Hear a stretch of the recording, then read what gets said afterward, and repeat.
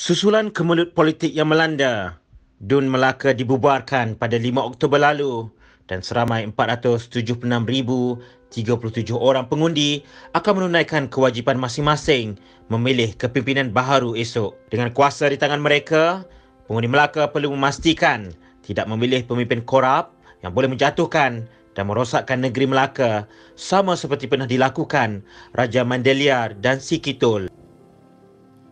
Pada masa dahulu, kerajaan Melayu Melaka jatuh akibat amalan rasuah dan baru-baru ini, kerajaan negeri Melaka tumbang selepas ketua menterinya hilang sokongan majoriti. Jadi, bagaimanakah kita ingin mewujudkan kerajaan yang benar-benar utuh dan bersih?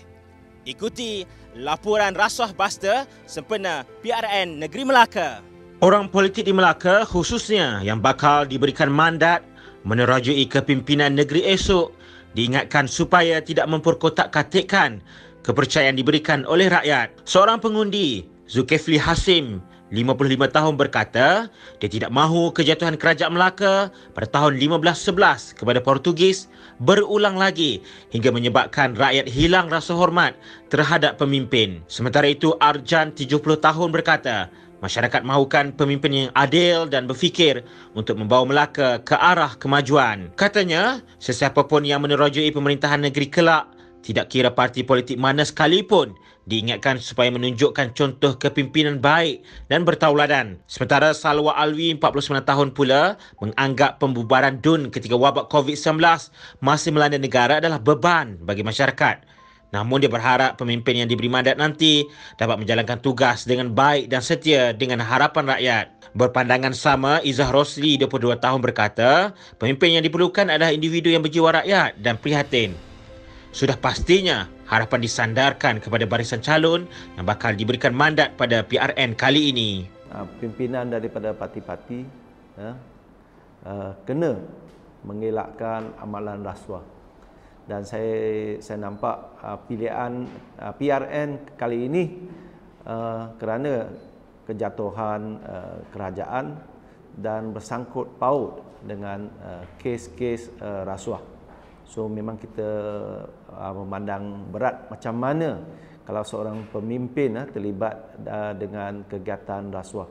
Memang bagi kita dari Pakatan Harapan, kita menolak keras-keraslah kalau sesiapa yang terlibat dalam rasuah. Okey, saya nampak kita dah berbincang pasal ini rasuah dah lama.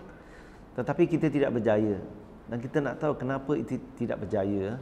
Dan saya seharusnya di anak-anak kecil ni dididik sejak awal lagi di bangku sekolah atau tadika, di mana ini kita mesti benci dengan rasuah. Saya agak kita peringkat ini kempen-kempen besar-besaran tidak mencukupi. Kalau boleh terlibat semua parti-parti politik, seharusnya setiap kempen politik kena masuklah teguran, jangan mengamalkan rasuah. Kalau tidak, kerajaan negara kita tidak maju ke mana saja. Okay, pengalaman saya lah bekerja, saya dah melihatlah di jabatan-jabatan banyak berlaku. Kalau kita tengok projek-projek kerajaan yang terkandas, banyaklah. Kalau saya nak sebut secara terperinci mungkin banyak, dan saya tahu sebab saya berkhidmat dengan bidang-bidang ni, memang saya banyak tercebur. Saya menyaksikan sendiri bagaimana penyelewengan berlaku, akibatkan sepatutnya kemudahan itu boleh diguna dengan baik tapi tidak berlaku. Jadi oleh itu memang salah satu cita-cita saya ialah untuk memperjuangkan ini, iaitu bebas rasuah, insya-Allah. Sebenarnya kita patut belajar pada sejarah. Sejarah itu adalah sebagai panduan kita. Jadi perkara ni dah berlaku di zaman kegemilangan Melaka dan akhirnya telah jatuh dan menjadi satu pengajaran sepatutnya kepada orang di Melaka, dan sepatutnya tidak berulang kembali. Dan perkara ni berlaku kerana, sekarang masih lagi berlaku kerana kesilapan rakyat memilih pemimpin. Jadi sepatutnya lah pemimpin itu dipilih oleh rakyat dengan cara yang betul-betul telus. Jangan ada bias atau sebagainya. Dan rakyat bebas untuk memilih. Jadi memang kita berharap sangatlah supaya rakyat kali ini lebih terbuka, memilih pemimpin-pemimpin yang bebas rasuah, supaya tidak lagi berlaku keadaan yang sama, berulang lagi. Kita tengok sekarang ni ada yang lompat dan sebagainya.